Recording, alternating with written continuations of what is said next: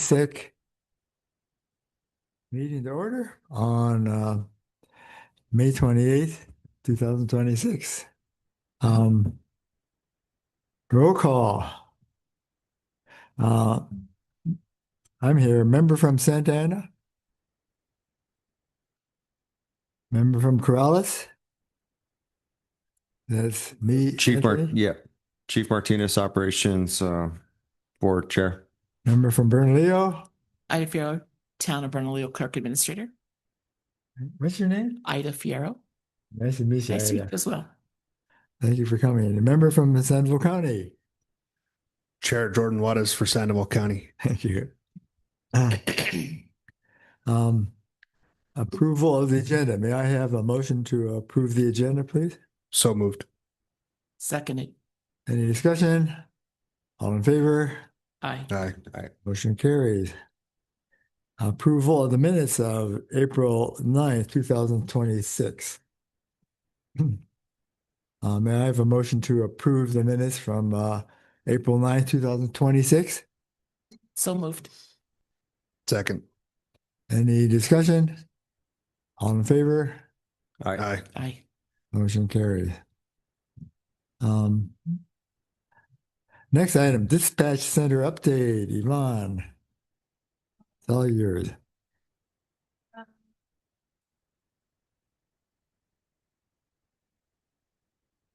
I just wanted to give you guys a quick update on the things that we've been doing in the center. Is it on? It should be on. No? Yeah, that You just have to pull it closer. you have to be real close to that.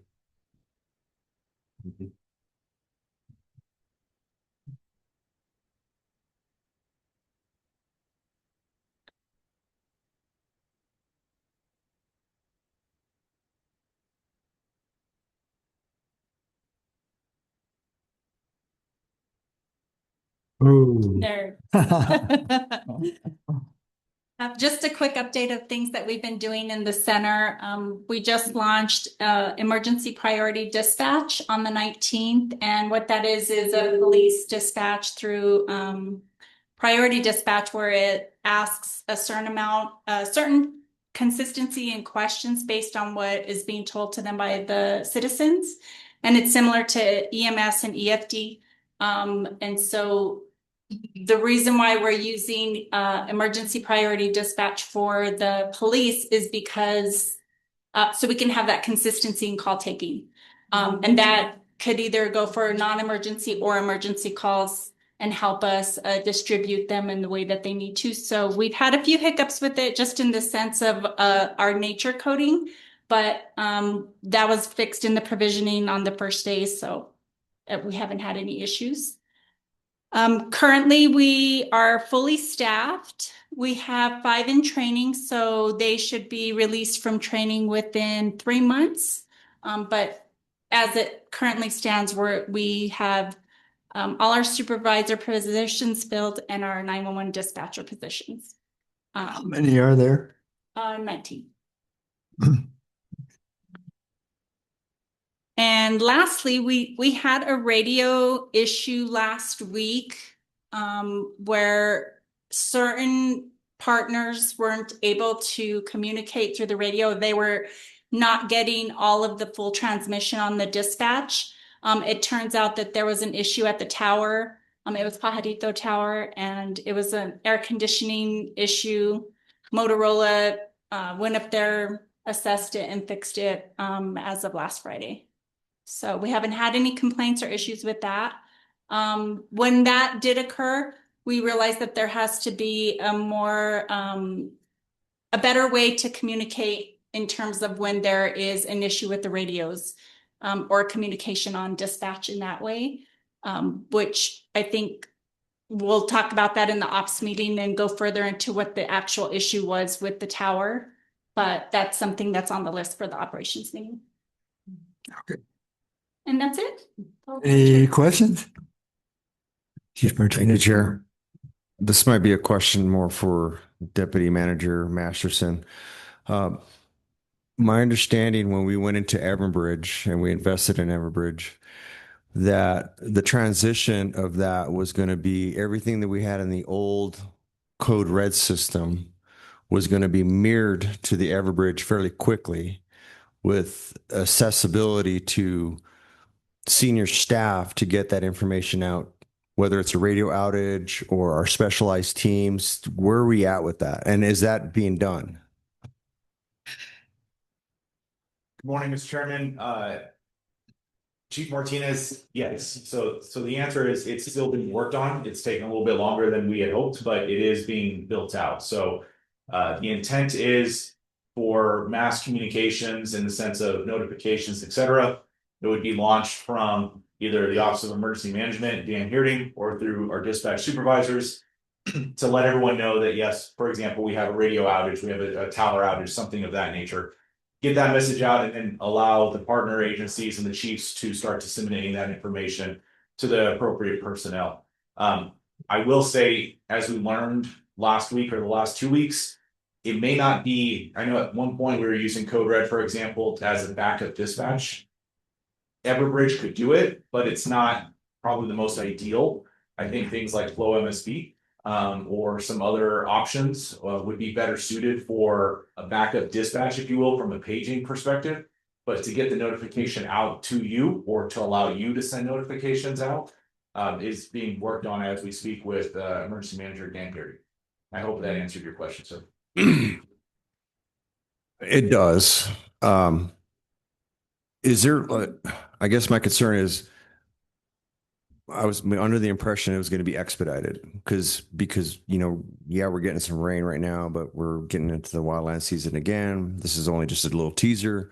It's a high priority for me at the operations level and at the Village of Corrales level that these things are put into place. Do you have a transition team or is it just Office of Emergency Management? Really, Mr. Chair and Chief Dan Heerding is really taking the lead on this, and he has learned it very quickly. He's building out the different profiles, so I think I believe he'll be here at the ops meeting as well, so we can maybe dive a little bit deeper into that and what his plan is. But we will make it a priority to get with you and the other members as quickly as we possibly. Okay, thank you. I have a question. Does Everbridge, are you all sort of responsible for Everbridge or? Yeah, Mr. Chairman, the county went ahead and purchased Everbridge this year Right. through the Office of Emergency Management. The county's going to take ownership of that. We did not include that in the dispatch fees or anything like that this year. I do believe that is something to be discussed moving forward, but we understood the critical need for it because the Code Red system was going away. So through some emergency management funding that he has through the state, we went ahead and procured that. And then we will discuss kind of long-term funding, what that looks like. But right now the county owns that and the Office of Emergency Management operates that.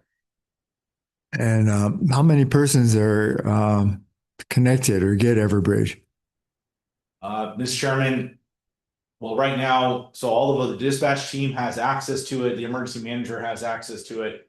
I don't remember exactly how many licenses we purchased, but I do know that the intent was to allow partner agencies to utilize it as well. So again, I should have had the emergency manager here. I apologize. I think he's going to come for the ops meeting, but the intent is to have it be used by our partners as well, if that answers your question.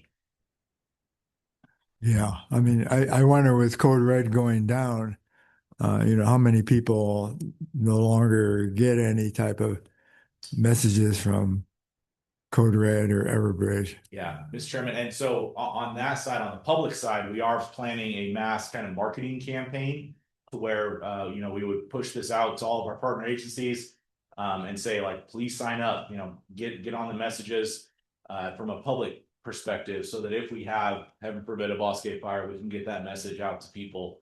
We have some other means. The Office of Emergency Management has explored other ways similar to like when you have an Amber Alert or something like that. We have access to similar systems to where we can go in through the state emergency management and draw a circle around, a specific area, for example, and send a notification out to everyone's cell phones, even if they're not logged into Everbridge, but we still want kind of that duplicate services of Everbridge. So I'll follow up again and make sure that we get a marketing campaign going and really encourage people to sign up for Everbridge as well from a public perspective. And what kind of messages are going to be sent out on Everbridge? Is it, So uh, from, I right? apologize, go ahead. No, I mean, if somebody calls dispatch center and has a variety of issues, how are they screened to decide what goes out on Everbridge?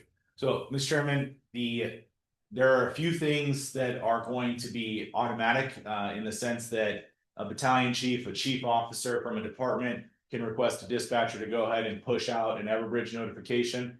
For example, I always go back to the Cerro Pilado fire when we were watching a wall of fire come at us. That wasn't a time to go through approvals to get people evacuated. That was something that needed to be done right then and there. So the first on-scene personnel requested a notification be sent out for immediate evacuations. That was just done. So when we have imminent life-threatening emergencies, anyone, and that goes for law enforcement too, if we need to do a shelter in place or something of that nature, any commanding officer from an agency can request a dispatcher to immediately get the notification out. If it's something kind of, if you think of a wildland situation, ready, set, go, like we know there's a fire, maybe start preparing. That will be kind of more of a formal, making sure the incident commander is aware, emergency management is aware, the local community leadership is aware when that notification goes out. You have a little bit of more time, so you want a few more people notified right ahead of that. But for immediate life-threatening emergencies, a dispatch supervisor, I believe, can get that out right away. Okay. And Everbridge is based where? Are they in New Mexico or? No, it's it Mr. Chairman, it's a nationwide company. I'm not sure where they're Okay. based out of. I'd have to look, yeah. And then, Mr. Chairman, also, so internally, we're gonna use Everbridge, and I believe it is being used for things like the tech rescue right now. Yes. So internally, our tech rescue teams, whether it's a water rescue, a rescue up in the Jemez or mountains or something like that, there is an internal group that is being utilized as we speak to notify team members from the different entities that there's an imminent rescue that needs to be responded to by the specialty teams of the different departments. So that is, I believe, being active right now. So. And does the recipients, in other words, people in the community, do they have any options as far as what kind of messages they want to hear from Everbridge, or does Everbridge send the same message out to everybody? I believe, Mr. Chairman, it is one message. Once you've signed up, you're signing up for any alerts that we send out. Now, we're not going to send out alerts, there's a park event this weekend or whatever it is, right? This is for emergency situations. So, but there is really, as far as I know, there is just one sign in, and you get any alert that we push forward. Okay. And it's specific for different areas, say for Bernalillo, for Corrales, for Santa Ana. Mr. Chairman, that's correct. There's groups, really, if you will. So if, like, for example, we have a Bosque Fire in Corrales, and we send an Everbridge notification out, we would send it to anyone who signed up in the Corrales area. Maybe we draw a little bit of a fence around it if there's some people in Rio Rancho or Bernalillo, maybe if it's on the north side of Corrales, south side of Bernalillo, we're kind of notifying people in the general area, but we're not going to notify people in Cuba, of an evacuation in this area, and vice versa. Right. Okay. Thank you. Mhm. Any other questions for Yvonne or Eric? Okay. Thank you. Moving on. Established working group for dispatch fees. Mr. Chairman, this kind of is a follow-up to our last meeting. In the last meeting, we talked about kind of establishing a working group. And really, this is a little bit of an update and an apology. It's taken me a little bit longer to kind of get this working group established than I had hoped. We've had some, and this should be no excuse, but at the county, we've been implementing some new software that has been taking a lot of time. So I just haven't had a chance to get to this yet, but it is a priority. And with that, I kind of wanted some direction from the group here and just a follow-up of our last conversation. The intent, just a reminder, is to try to get some people in the same room, whether it's members of the governance group and the operations group, to determine how are we going to establish dispatch fees for the preceding years. We've already established this year's budget, and I appreciate your support on that, but we definitely want to make this fair moving forward. Fair for the members of the governance group, of course, but fair for all operational members that are dispatched through the dispatch center. So my intent would be kind of early July, I know everyone's kind of get through the budget right now. Everyone's closing out budgets. They got to reopen budgets in early July. I'm sure you're busy, right? So I know there's a lot going on. So, and plus, all the kids are on summer break. There's just a lot going on. So let's let everyone get through June. Let's get the budgets closed out. Let's get the new ones opened up. And then maybe mid-July, let's kick off a meeting. What I would like to request is your guidance on maybe some of the membership. Obviously, we would want anyone to be able to sit in on this, but am I establishing a committee? Obviously, the committee is going to be presenting recommendations to you. Is there a limit on who you want on that committee? Do you want a representative from the governance group? Do you all want to be a part of it? Do I limit the number of people from the operations group where they still have a voice, but at the end of the day, we'll probably kind of create like a subcommittee of sorts where we have a chairman who's going to be the one actually presenting the information back to you. But I would like your guidance maybe a little bit on who you think, or do I not limit it and we just allow anyone who wants to participate, they elect a chairman and that's who's going to end up inevitably presenting it to you. So I just wanted to see if you guys have any thoughts on this. I'm happy to run with whatever direction you tell me to run with. But I want to make sure that it is very clear that everyone has a voice in this. But at the end of the day, the governance group is going to be the one making the ultimate decision. So, Mr. Chairman, I'm looking for if you guys have any thoughts on that before I actually schedule the next meeting. Any thoughts? I'd like to speak. I want to say that I am really glad to see this on the agenda. Actually, Mayor Torres asked me to see if we could have a subcommittee to look into the fees, because of course he's not happy with our $100,000 increase since we left Rio Rancho. So I think we should limit the actual individuals that would like to participate, because we all know everybody's busy, so we may not get very much participation. And I think maybe when those individuals come together, one individual we choose at that point who would be the chairman to speak to the governance board. But I think someone from this committee as well should be on that as well. So, Mr. Chair, Madam Vice Chair, I just want to make sure I heard you. We should not limit. Right, we should not limit. All right, very good. Any other thoughts? Chief? Oh, I have a lot of thoughts. Thank you, Chair. This has always been complicated. Yeah. And I don't know the right answer. And I'm just going to kind of voice out some of my opinions and concerns about this. I don't even know where to start. My biggest concern is we have a center that we need to operate. There's operational costs to that center, regardless. And each entity, if we look at a scale of how many calls for service, or we as an agency, we try to do our limitations on how many times we're transmitting via radio and we're going to MDTs. Does that put the pressure on the officer or the firefighter in the street to not pick up that radio and talk? And because we don't want that. We want them to have the tools that they need to talk to dispatch or talk to someone. So that's a concern. So I don't know the right answer to that, because my experience in dispatch centers, I've seen just the fluctuation in that. My other concern is we have entities that, yes, we're being faced with budget. It is budget time, and this was kind of a hard year for us, and we had to look in where we could cut. And I think Town of Bernalillo just mentioned, it could be shocking to us. And so we have to come up with those numbers to support the center, because we know we have to keep the lights on and we need dispatchers to dispatch the call. However, other entities, they're being subsidized.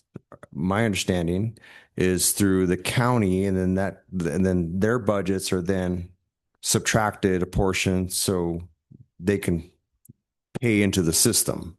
So there's just a lot of moving parts here. And I think last meeting I mentioned we need to look at some other alternatives that I know that are sensitive, that we need to look at, and some sort of increasing tax. I know the mayor and the administrator here in Corrales, they've heard this from me in our budget meetings that we've looked at. I'm trying to think outside the box. I'm looking at taking a portion of some of our cell towers, and can we use some of that money to subsidize our cost towards the center? We've looked at franchise fees. We've looked at, we're kind of desperate. right? How can we make up this difference in money that we need to support the center so we can keep everything going? So I personally would like to be part of this as the operations chair if I'm still in the position, because election's coming up in July. But this is something that's very important to me to try to make sure we find a balance to where it doesn't affect the responder in the field, and that we still provide a service, a phenomenal service. Yeah.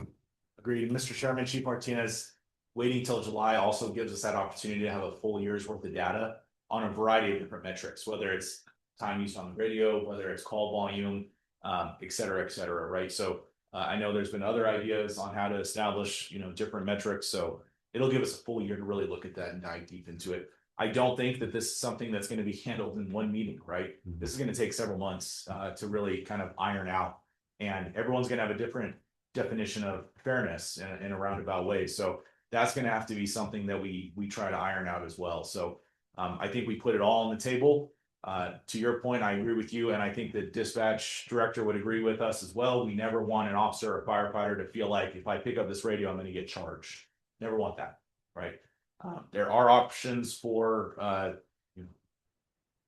if you want to look at taxes, that's something at an individual level or at a county level that can be explored, and we can present that kind of information to offset costs for consideration for recommendation.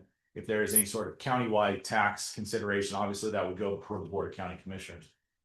But these are all things that we can look at. I also think it's important, you've mentioned this before, that we really try to emphasize the amount of money that DFA is able to contribute through the 911 Bureau. And we have been very successful, Mr. Chairman and members, of helping lobby the 911 Bureau at DFA and getting more funding to then turn around and go to the different centers. For example, I believe they're this year paying a portion of our CAD maintenance, I believe. It's going to be in FY 28. 28, so in a few Yes. years. But we finally got that legislation. We finally got that rule change. It just takes a little bit of time to implement. But us continuing to lobby the state, and it not only benefits us, it benefits all dispatch centers across the state of New Mexico. But if we can find unique ways, to your point, of identifying funding maybe at the state level that can trickle down, that means our maintenance contracts can come down a little bit, and that offsets costs. So those are all things that we need to explore as well. But in the interim, what is that metric that we're going to use to bill all the individuals? Mr. Mayor, I have another question. And so Deputy Manager Masterson and I, we've had this conversation because right now at the table, we're only talking about operational costs for our dispatch center. We're not including any of the other stuff, like you mentioned, the tower issue and Motorola. I didn't see that reflected in our last budget. So, we have a lot of expenses that I think the county's picking up at other levels as well. And Corrales, we pick up Angel Tower. Mayor, I don't know if you knew this, but the Angel Tower site, it's Village of Corrales land, and Sandoval County owns equipment in it. We own the building. The air conditioner went out last year. We had issues, and I think that cost us like $16,000 out of our local fund to fix that. So there's a lot of costs that some entities are putting forth to keep the communication running, because it's not just the center, it's all the towers, and they all have to communicate.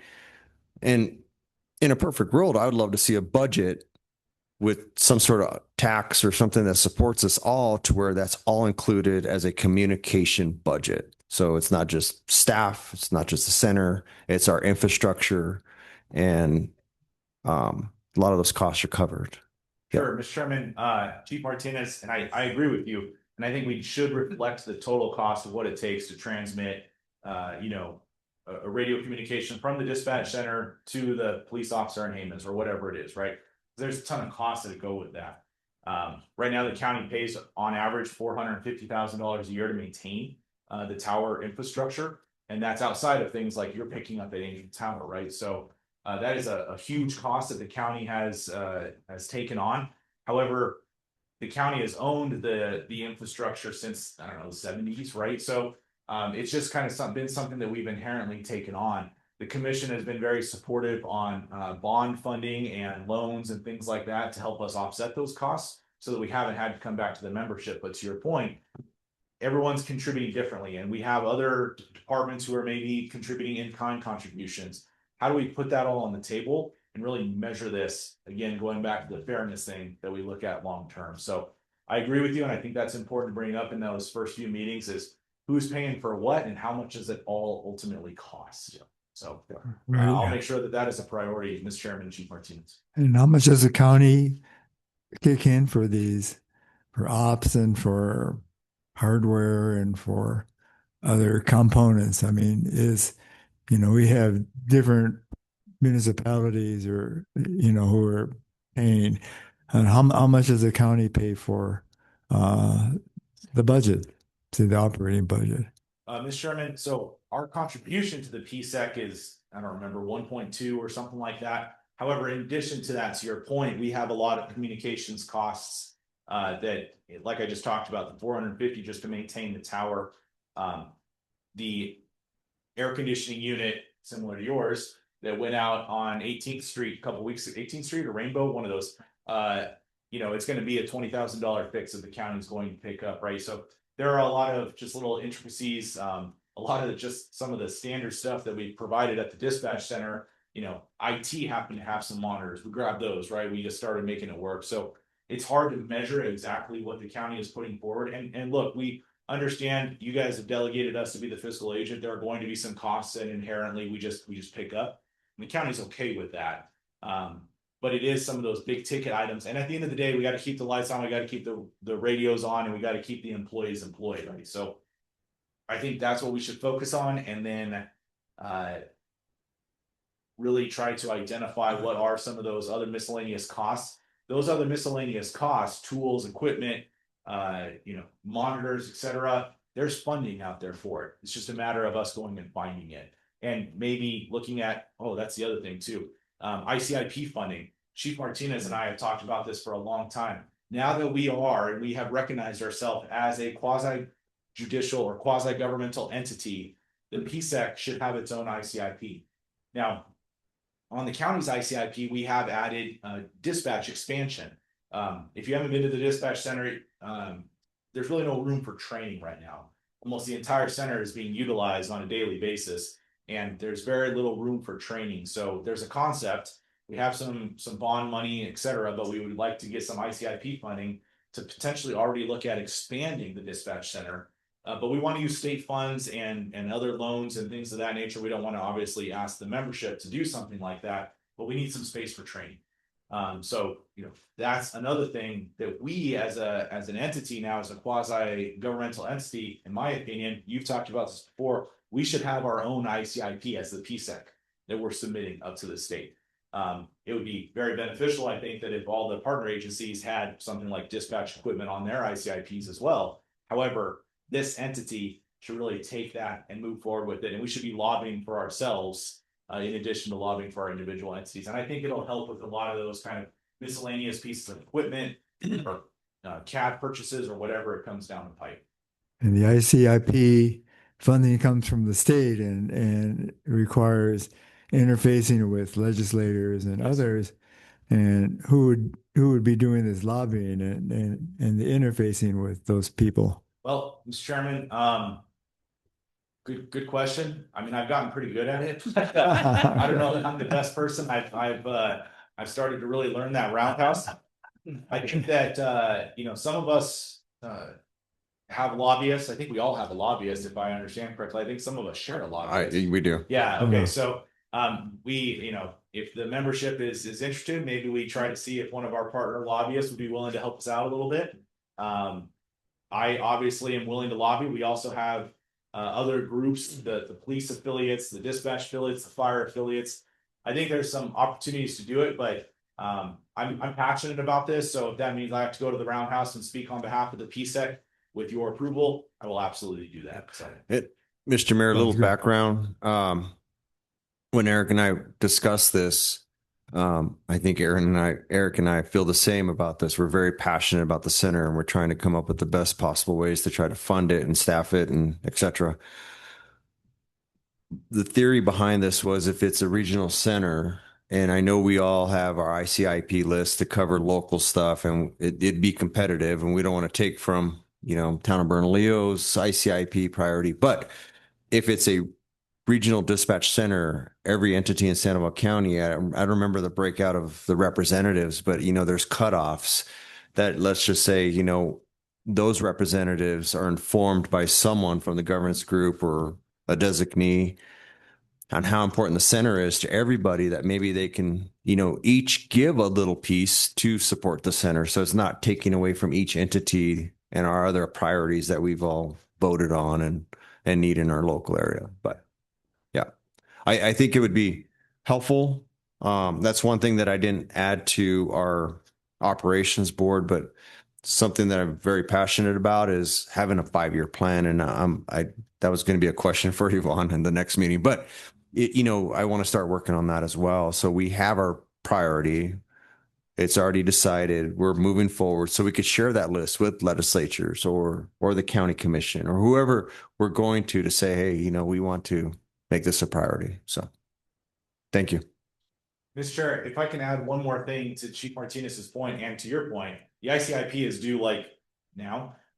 So with your approval, unless there's any objection here, what I'd like to do, kind of as we're talking through this, is I'll get my general services team to kind of create that unique ID, get some stuff uploaded to the state. I think we'll only have 4 or 5 items for the PSECC ICIP, but we got to get those uploaded before I think June 30th is the deadline. Yes. Yeah. So we can take the ownership of getting them uploaded. However, I think it's important moving forward that you all approve it. So because of the tight time frame, what I'm recommending is basically let Yvonne and I work with the county general service team. We'll do 4 or 5 items max. One of them will be the dispatch expansion. We'll see kind of what other critical items we might want to put on an ICIP. We'll get them uploaded, and then I'll come to you at the next meeting for formal approval. If you choose to rearrange them, if you choose to eliminate one of them, we can always go in there and modify it, but at least we meet the deadline before June 30th. So unless there's any objection, I'd like to proceed with that. Mr. Chair, it's a great idea. And just, I don't know about the county, but we sometimes add lists at our local level just as a place setter. We know that a legislator might be like, but we could say it's on an official list. We're actively pursuing funding to maybe help us with some other additional grants. So that's a great idea. Yeah. Yep. Okay. And that sounds like a good idea. Do we need a motion for this action, or is it just consensus that we think, hey, go ahead and go for it? Well, let's make this as official as we can make it then. So I'll run a motion to have county general services get together an ICIP list with the work of Director Fox and DCM Masterson. Second. Any discussion? All in favor, say aye. Aye. Motion carries. Congratulations. But we'll make sure we keep you informed and get this presented and get it onto the list ASAP. But this will help answer some of those long-term questions too. So I think this is a good initial kickoff to the discussion. For the actual meeting, we will make sure that you all are on the invite. We'll make sure that everyone from the ops team is on the invite. And then, Madam Vice Chair, to your point, once we kick off that meeting, it sounds like it's the direction of this committee. We'll appoint the chairman. That chairman will be the one ultimately presenting to you. You know what? Just thinking about it, it may be best for you guys to approve the formation of a subcommittee. I believe in the JPA, you guys are authorized to form a subcommittee. And I know it's not necessarily a motion on the agenda, but I think it would be a good idea for you guys to make that motion now. And that way, again, to your point, we keep it formal. May I have a motion then? I make a motion to make a subcommittee to establish or basically a group to look over the dispatch fees and bring that back to the governance board. Very good. Have a second? Second.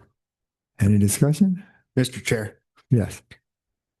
I guess the one thing to get that subcommittee hammered out is, again, how is that subcommittee going to be formed out? How many members are you going to have, a part of each from governance and operations?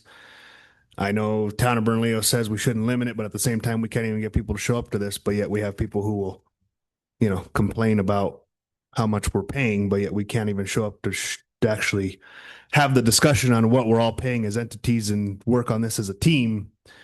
So who are we putting on this board? How many people from ops? How many people from governance should be a 4-man board of 2 from governance, 2 from ops to kind of work on it like that, elect a chair from there. I think that's something we need to hammer out here before we just go on and improve a at-will subcommittee that doesn't really have any structure to it. Sounds good. Any other comments on this?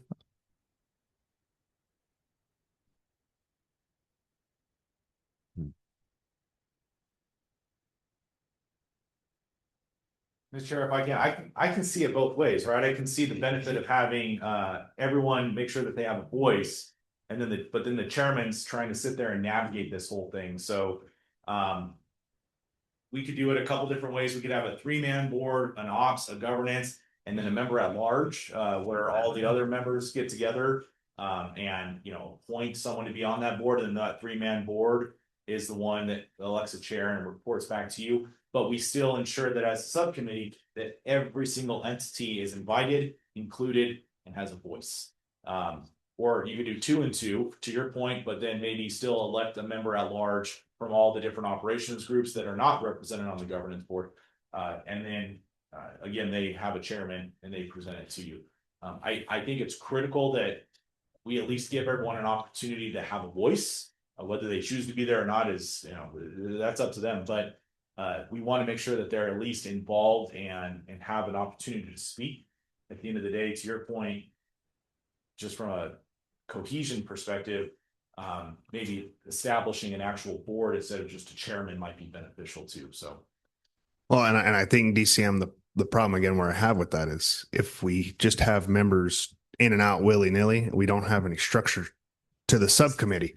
So, Mr. Chair, I'd like to amend Town of Bernalillo's motion that the chair of the governance board and the chair of the ops board be the 2 sitting members with an at-large 3rd member to be voted in from the governance board.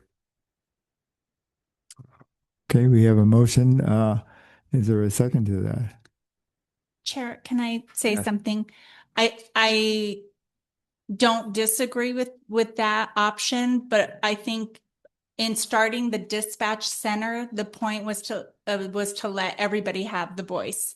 And I'm not saying that we don't need to have a board and that we don't need to limit it. However, I think initially we do need to invite everybody and let them have a voice, because there are some people who cannot necessarily show up. There's agencies because they are part of the work, the operations of that agency. So we're fortunate enough here, that we have the chief here and we have Chief Martinez who can participate in both, but there are some that just cannot. I think initially having a meeting just to say, this is what we're doing moving forward. And at that meeting, deciding how we're going to move forward and do that board. If that means we have 5 people and 1 at large speaking for the majority of Sandoval County and then the governance board, that's fine. But I think we need to have not just the usual people on the board. And if they don't want to show up, to your point, that's Well, and I guess that's my point, is that why can't we have a subcommittee of 3 members and then they have a meeting like we're sitting here doing, where there's someone standing here right in front of me, and if the other members in the region want to come and talk to that subcommittee, that's the point of the subcommittee. Subcommittee's points and purposes are to have people here sitting on a subcommittee with people out in the public giving them up. So if the chiefs want to come up from either fire or police, if we want to have entities from the government side up or the public input in general, they're able to come talk to that subcommittee. But if you do not have a subcommittee with structure, you're going to have 6, 7 different entities running around here with chickens with their heads cut off, not knowing what direction we're going in. So you have to have an initial structure with the ability to have people on an agenda to be able to speak to that subcommittee on what they need to do, and allowing that subcommittee to make that direction before it gets taken up to the governance board. I think we're actually saying a lot of the same stuff. My only recommendation, Mr. Chair and Member Juarez, is the chair of the ops and governance group are also both here. And they're both represented by Corrales. Nothing to say against that. My only comment would be, you guys are also the ones that are doing the final approval, is correct. Could we look at, would you be willing to and this is up to you guys, but perhaps we do the vice chair of the ops group, the vice chair of this. I know, Madam Vice Chair, I'm putting you on the spot now, but That's fine. you know, maybe it's the vice chair of this group, the vice chair of the ops group with one additional member at large. And then they bring that back to you. Well, then modify it to where just one member of the governance group, one member of ops group, Do that too.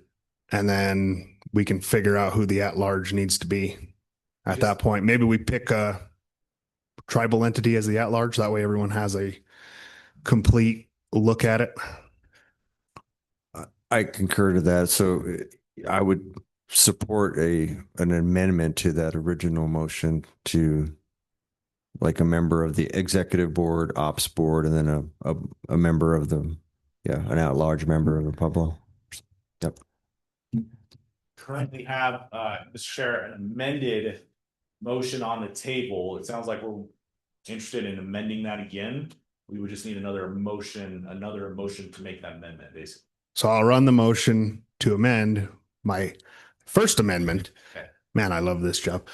To bring about a 3-member committee for a subcommittee to the PSEC to have 1 member from the governance, 1 member from operations, and an at-large member from the tribal entities.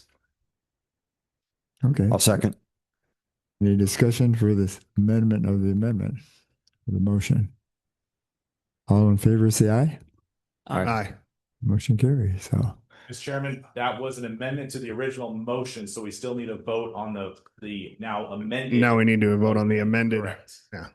So So there was an original motion, that motion was amended, Right. that amendment passed, we need to approve the original motion. okay. Robert's rules, I didn't create it, I promise. right. Okay, so to vote on the original motion Right. with the amendment, is there any more discussion on that? All in favor, say aye. Aye. Motion carries.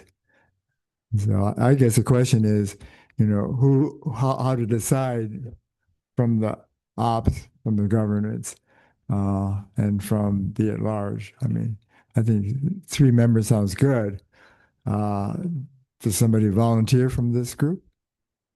I'm available Great. to be on that committee. Okay. Is that fine? I'm not sure we need a motion. I support Town of Bernalillo and being on that committee, if that helps. Okay, well, And then if that's the direction, Mr. Chair, we'll make sure obviously you're well informed. We'll get someone from the ops group in the next meeting to do it as well. And then once we get the tribal entities in the room at that first meeting, we'll have them kind of break off and elect someone from the tribal communities to be on this board as well. Then those 3 members will elect a chair. okay. I mean, I think that's a good idea to have a core group that's doable, that will meet, and people can approach this subcommittee. So that's good, positive. So when the meeting goes out, it's important that all the members are aware of when the meeting is for that subcommittee so they can come and air their grievances. Yes, sir. Yes, I concur. And then it'll also be very clear who the members of that board are, so that if there are other conversations that need to occur, they know how to get a hold of these different people. As long as we don't have a rolling quorum, we'll be okay. Rolling quorum in a 3-member is 2, so just be aware of that. But we will help to make sure we staff all of that. We'll make sure we get the notices out like we're doing with everything else as well. Exactly. Okay. Okay. Any other questions on that? All right. Thank you, Mr. Chair. Thank you. Yvonne, you all done with your portion as far as, okay, we got a working group, great. Open discussion among members. Floor is open. I have nothing, sir. Anthony, Jordan, no? Okay. Well, next board meeting, August.